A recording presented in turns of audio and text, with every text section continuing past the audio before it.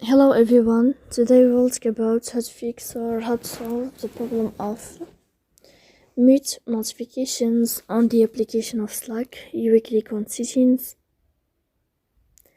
In this page you can click on apps, default apps, app settings.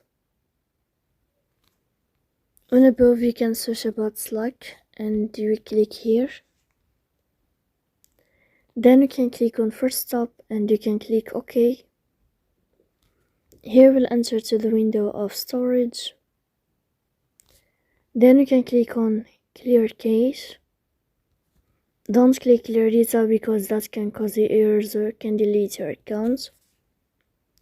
In the end you can turn off your phone and you can turn on your phone again. So please don't forget to support us by like and subscribe. See you next time in another video and thank you for your attention.